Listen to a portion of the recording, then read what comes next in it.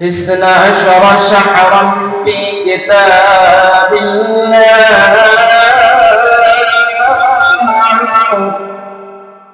يوم خلق السماوات والأرض منها 4 حرم ذلك الدين القيم الله رب العالمين আয়াতে কারিমা নাযিল করে দেয়া যায় আল্লাহ রাব্বুল আলামিন বলেন ইন্না ইদ্দাতাশ শুহুরি ইনদাল্লাহ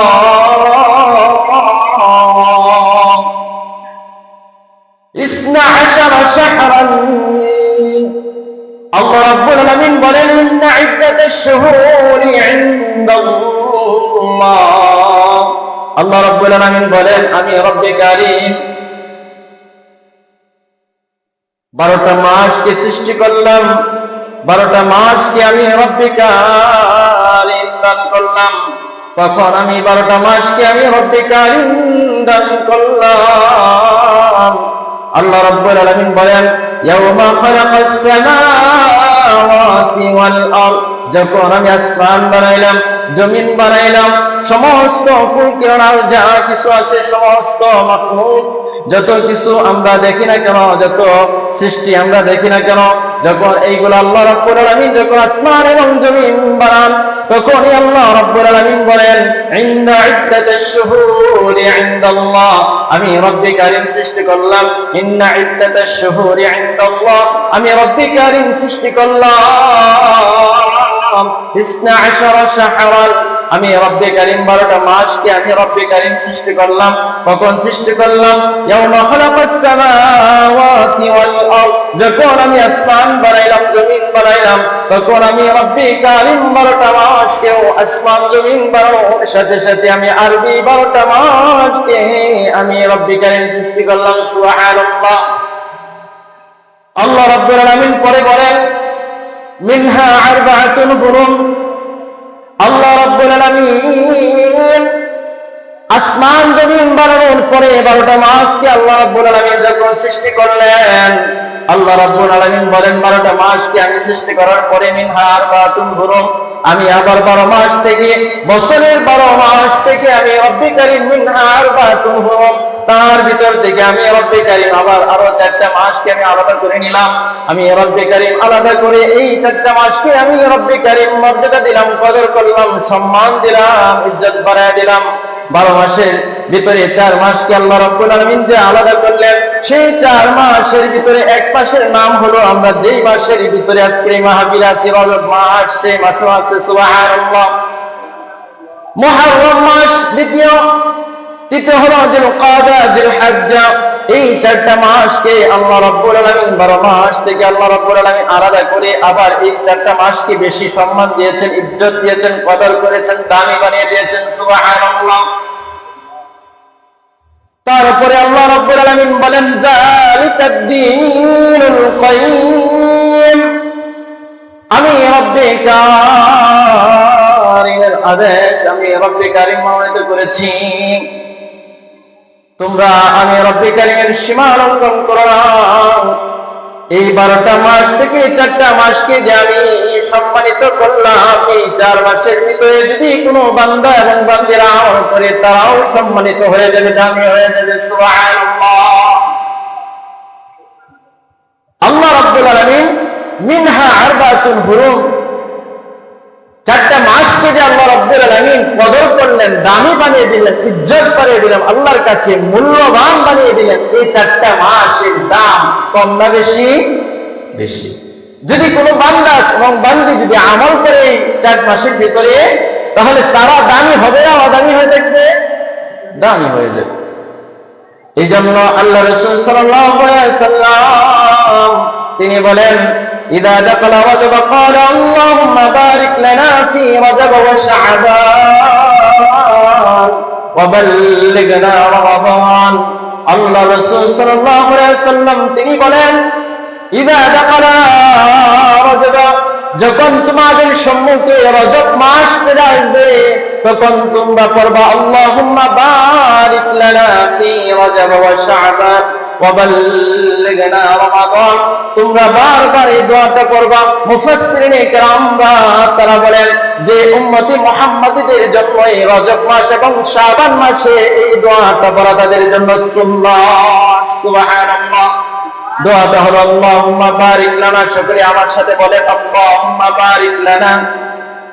সকলে বলেন আল্লাহুম্মা বারিক লানা ফি রজব ওয়া শাবান ওয়া বাল্লিগনা রমাদান।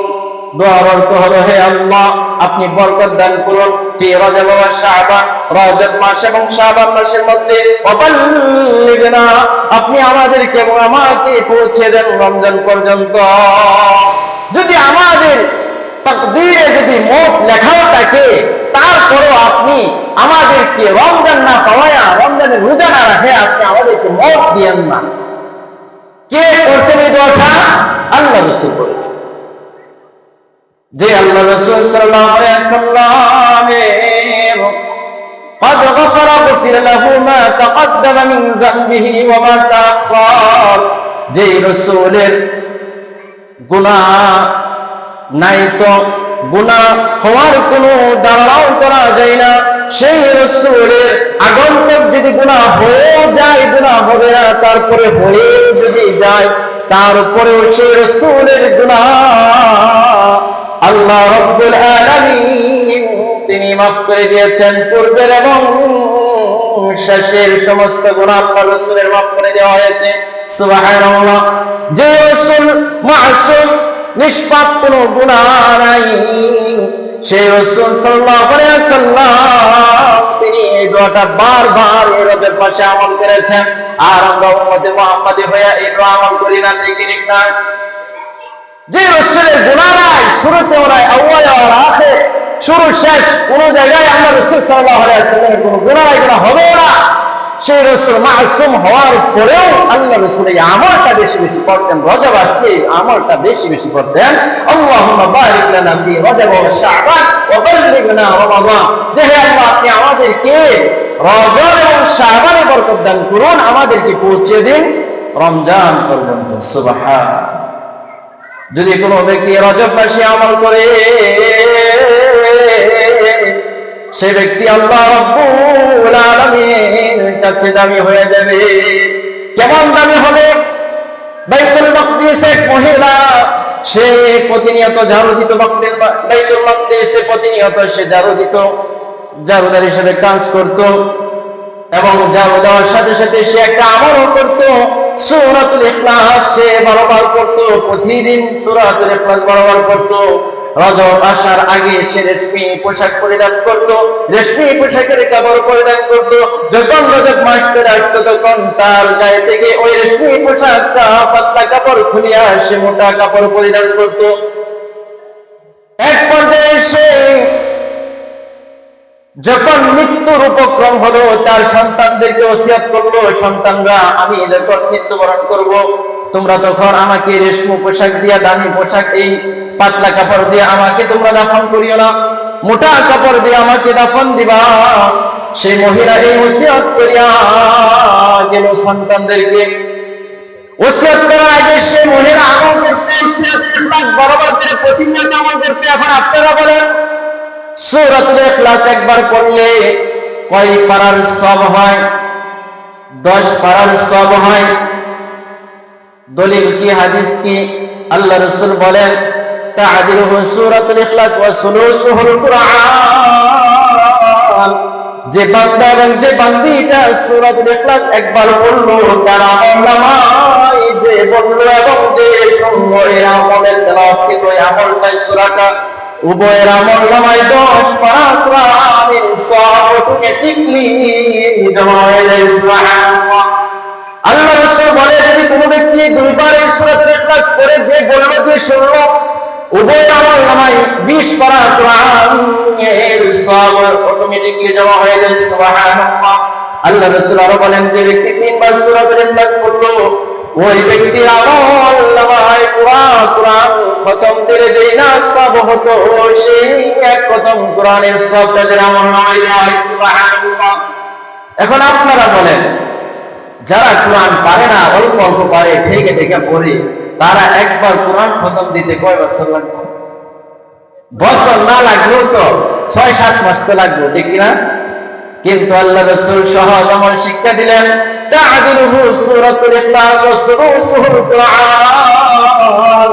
যারা কোরআন শরীফের সূরা ইখলাস থেকে আমল করবে 3 বার করে, তাদের আমলনামায় গোটা কোরআন শরীফ পড়া যেই না সব কামাইতো, যেই না ফজিলত পাইতো, তারা এই সূরাতুল ইখলাস 3 বার 1 মিনিটেও লাগে না, এই সূরা ইখলাস 3 বার পড়ার কারণে তাদের আমলনামায় এক কদম কোরআনের সওয়াব জমা হয়ে যায়। সুবহানাল্লাহ, কত সহজ! শুধু এই সহজটা হয়েছে কার মাধ্যমে? আমরা আল্লাহ রাসূল সাল্লাল্লাহু আলাইহি ওয়াসাল্লামের শেষ নবীর উম্মত হওয়ার কারণে ফজিলত পেয়েছি। কোন ব্যক্তি যদি 5 ওয়াক্তের সালাত যদি নিয়মিত, যদি টাইমের ভিতরে থেকে যদি কাজা না করে, ইমামের ইক্তেদা করে, অথবা ওয়াক্তের ভিতরে থেকে থেকে যদি 5 ওয়াক্ত নামাজ সময় মতো টাইম টু টাইম যদি আদায় করে, সে ব্যক্তি 5 ওয়াক্ত নামাজ আদায় করলে আল্লাহ রাসূল বলেন আল্লাহ রাব্বুল আলামিন তার আমলনামায় 50 ওয়াক্ত নামাজের সওয়াব দান করবেন। সুবহানাল্লাহ। শুধু তাই নয়, আমাদের সম্মুখে লাইলাতুল কদর নামক একটা রাত্রি আসতেছে, যে রাত্রির ভিতরে একটা রাত্রি, এই রাত্রিতে আমল করলে 1000 মাসের 1000 বছরের চাইতে সওয়াব আমার আমলনামায় জমা করা দেওয়া হবে। সুবহানাল্লাহ। এই যে ফজিলত, এটা কি জন্য? আমরা শেষ নবীর উম্মত হয়েছি, এই জন্য আমাদের জন্য এই ফজিলত। এই জন্য আল্লাহ রাসূল সাল্লাল্লাহু আলাইহি ওয়াসাল্লাম বলেন, সূরাতুল ইখলাস 3 বার পড়লে গোটা কোরআন খতম দিলে যে সব হতো, সেই সব বলনেওয়ালা, শ্রবণ করনেওয়ালা উভয়ের আমলনামায় দান করা হবে। সুবহানাল্লাহ। ওই যে বলতেছিলাম যে মহিলা বাইতুল মাকদিসে 12 বার সূরাতুল ইখলাস পড়ে আমল করে দাও দিত, ওই মহিলা তার সন্তানদেরকে ওসিয়ত করলো, বাবারা আমি যখন মৃত্যুবরণ করবো তোমরা তখন আমাকে রেশমি পোশাক দিয়ে, পাতলা কাপড় দিয়ে আমাকে দাফন করো না, আমাকে দাফন করবো মোটা বেড়ে কাপড় দিয়া। কিন্তু সন্তানরা তারা বড় লোক ছিল, তাদের টাকা পয়সার অভাব ছিল না, ধন দৌলতের অভাব ছিল না, তারা ভাবলো আমাদের মাকে শেষ বিদায় করে এই শেষ খাটিয়ায়, এই শেষ কবরে আমরা তাকে দাফন করে দিব। আর তাকে যদি আমরা কম দামি কাপড় দিয়ে দিই তাহলে কেমন দেখা যায়? যখন এই কথা তারা বাইরা, সন্তানরা তার মার কথা না শুনে তার মাকে রেশমি পোশাকের ওই কাপড় দিয়ে দাফন করলো। কিছুদিন পরে ওই মহিলা স্বপ্নে যুগে সন্তানদেরকে জানান দেয় যে সন্তানরা কি করলা, আমি দুনিয়াতে ওসিয়ত করেছিলাম, তারপরেও তোমরা আমার কথা মানো না। যখন এই কথা সন্তানদের স্বপ্নে যখন মা বলতে লাগলো, তখন এক পর্যায়ে সন্তানরা, তারা ভাইয়েরা, তারা প্রতিবেশীরা, তারা একত্রিত হয়ে তারা আলোচনা করলো যে আমার মার কবর থেকে আমার লাশটাকে তুলে আবার যেন আমরা মোটা বলি কাপড় দিয়ে যেন আমার কথা অনুযায়ী দাফন করি। যখন কবর খনন করা হলো, কবরে গিয়ে দেখলো কবরে কোনো লাশ নাই। সুবহানাল্লাহ। তারা ভাবতে লাগলো কবরের লাশ কোথায় গেল? মা তার স্বপ্নে দেখাইলো বিপদে আছে, এখন মার লাশ কোথায় গেল? যখন এই কথা বলাবলি করতে লাগলো, একটা আওয়াজ, বিকট আওয়াজের মাধ্যমে সন্তানদের কানে